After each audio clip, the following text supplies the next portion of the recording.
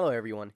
In this video, I wanted to just talk about something, a topic of conversation of sort that comes up quite often when I stream, every Thursday by the way. This conversation is really just about the method and the new way and the cycle of how Square Enix now releases and announces video games. Okay? Now, what I mean by this is let's talk about a few of the older examples, right? Final Fantasy VII Remake, Kingdom Hearts 3, Final Fantasy 15. Those three games, when you think about them, at least for me, the first thing I think about is how long it took from release, from the release of the first teaser trailer to the release of the game. For example, Final Fantasy VII Remake took 5 years from reveal to release. Kingdom Hearts 3, 5 years, 7 months, and 19 days from the first trailer to release. That, in retrospect, isn't that long. But then you start looking at how many trailers they released during this time frame. For Final Fantasy VII, that had about 10 to 11 trailers come out over a course of 5 years. When you compare that to Kingdom Hearts 3, which also had almost a 5 to 6 year development time, Kingdom Hearts 3 had almost 20 to 22 trailers come out, depending on how you look at it in terms of counting the smaller trailers or recap trailers as well. Within these trailers as well, let's look at Final Fantasy VII Remake. Final Fantasy VII Remake got announced. 5 years later, it came out, right? In those 11 trailers, they showed us a lot of things. They showed us a lot of gameplay, a lot of story elements, a lot of the locations you can go to. And when you play the game and then look at the trailers, you see that relatively, I want to say, the trailers go to about the midpoint of the game. For Kingdom Hearts 3, that's a completely different story. Kingdom Hearts 3, the trailers showed us every single Keyblade transformation, every single world. Hell, even some of the last few trailers showed us Scala at Kylum. It showed us the scene where Sora cries in the Keyblade graveyard. It shows us Aqua getting Norded. Okay, they showed us way too much information for Kingdom Hearts 3's trailers. Way too much. And honestly, as someone who was anticipating the game, who wanted to watch the trailers, I didn't know watching the trailers was going to just... this is a little out of pocket saying this, just spoil the game for me, basically. I knew everything. And even though it's like, yeah, but you saw less than 20 seconds, like less than 5 seconds of a scene, you saw 2 seconds of a scene. Well, yeah, when you're anticipating a game for that long, you just know that, like, you're always thinking about that. At least for me, like, in my head, I was always thinking, I was like, oh my god, we're gonna go to this new world, we still haven't gone there, Scala ad Kylum, I want to explore it, and then, you're let down, because of knowing it, my expectations and my hype just kept going up and up and up, and it was being blown out of proportion, in my own head, of course. Now, if you go online, if you were online during that time, everyone was kind of hyping it up too, and that just leads to you being let down based off of your own expectations you set due to the many things that they showed in those trailers, right? Now, Kingdom Hearts 3 as well, it had a pretty, not rocky development cycle, but I mean, they switched engines midway through. That did push it back a little bit. And that's similar to Final Fantasy 15. Final Fantasy 15, it was versus 13. They switched it to 15, and then they changed the director of the game. It changed, so the direction of the entire game changed as well, leading to, a lot of trailers over the course of a very long time. We're hitting the same beats, right? These three examples, a very long window from the first trailer to the release of the game, lots of trailers showing you lots of things, in the game that probably shouldn't have been shown in Kingdom Hearts 3's case. And, that's kind of how Square Enix was doing these things. And, I mean, in my streams, when it came to discussing this, I came to a realization. That the more recent Square Enix games that have come out have been completely different in the way that they handle these things, right? Final Fantasy 16.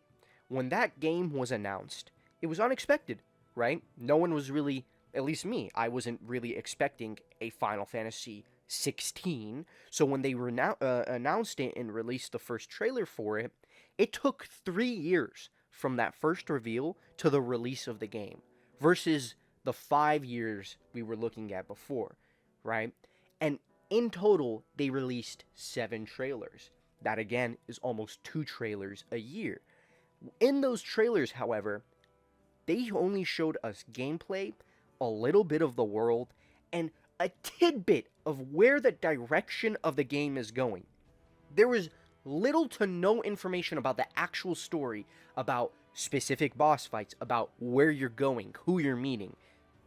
In the other trailers for the other games, in this old method that Square Enix was doing, they were doing all that. Now, Final Fantasy 16, phenomenal game. I went in there having watched all the trailers, still surprised, still being met with unexpected things.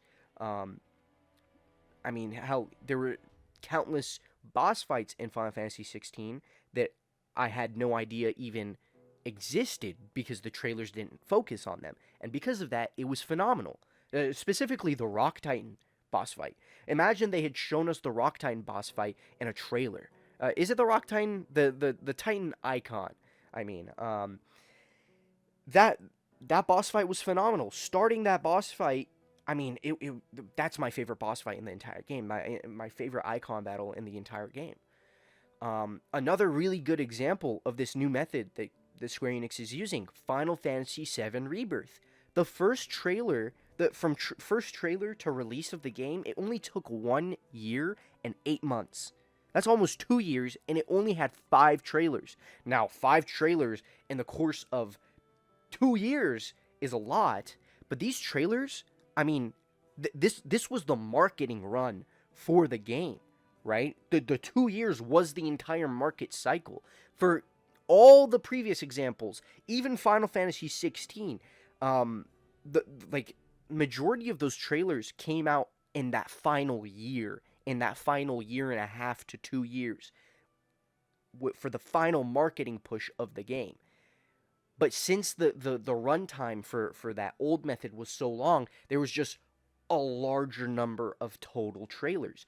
With Final Fantasy VII Rebirth, they showed us gameplay, they showed us a little bit of where we're going, a little bit of who we're meeting, but the overall story, if you haven't played the Final Fantasy VII video game from way back in the day, you have no idea where it's headed. Again, that game is so good. I love that game so much. I did everything in that game. I think the way they handled it was phenomenal. Only 2 years, and the trailers didn't spoil anything, and it was super hype. Here's the perfect analogy. Kingdom Hearts 3 trailer showed us Aqua getting Norded, like I said, Sora crying at the end of the Keyblade graveyard at the end of the game, right? They showed that in the trailer. What if for Final Fantasy VII Rebirth, they showed us a trailer at the very beginning prologue section of the game where you're playing as Zack? Yo, when I started playing Final Fantasy VII Rebirth and I started playing as Zack, I was like, holy fuck, I'm in for a ride. I had zero expectations on how the game was going to start. I didn't even play the demo. I wanted to do it all in one go. I was super, super glad that the trailers were not hiding things, but not necessarily just telling us outright everything that's happening. Kingdom Hearts 3 told us every single world we're going to. That it didn't defeat the purpose, but I mean, I wish I could have been surprised.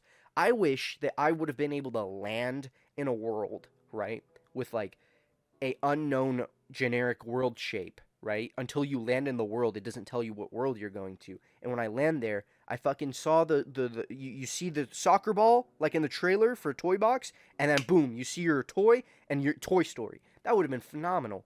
But again, I'm not saying that seeing that type of stuff in the trailers was necessarily a bad thing. It was just getting a little bit out of hand when they were trying to do the final marketing push, but they ran out of the worlds to announce. So they just started showing us stuff from the end game. But this new method they're doing is great. I love it. You may be thinking now, Well, what about Kingdom Hearts 4? Why did they announce that so soon? It's been already 2 years from the first teaser. We've gotten no other information and no trailer. Well, the only reason Kingdom Hearts 4 was announced, at least the reason I believe it was announced, was due to it had been leaked on that Nvidia leaked list, right? Way back in the day. Due to that, they were like, okay, so people are just gonna always speculate that this game exists. Let's just announce it, but then we're gonna basically pretend like we haven't announced it. The next time we hear or get any information about Kingdom Hearts 4, the game, I personally believe that the game will be releasing 2 to 3 years from that day. It's the only thing that makes sense, and the only thing that makes sense with how they're treating the way they release and announce in trailers for games. Now, Kingdom Hearts Missing Link is a little bit of a different story because that game was supposed to have been out by now. It just ended up getting delayed and pushed back. So, due to that, that's a completely different story. And plus, even with that game, we have little to no information about the story. Considering it's a mobile game, it's kind of hard to, like, I don't know, treat that as a real game. But knowing Kingdom Hearts, you know that the story of that game is going to be integral to the overall story of Kingdom Hearts, just like how Union Cross was. And we saw the style and the mobile gameness of Union Cross, right? So overall, I'm liking the new way that they're doing stuff. The next time we hear about Kingdom Hearts 4, it's going to be releasing within 3 years, I think. And yeah, let me know what you guys think. Let me know if I was wrong about anything. Let me know if I got any of my facts incorrect. And yeah, let me know what you think about the new way that Square Enix is handling everything. I hope you all enjoyed the video, and I will see you all in the next one.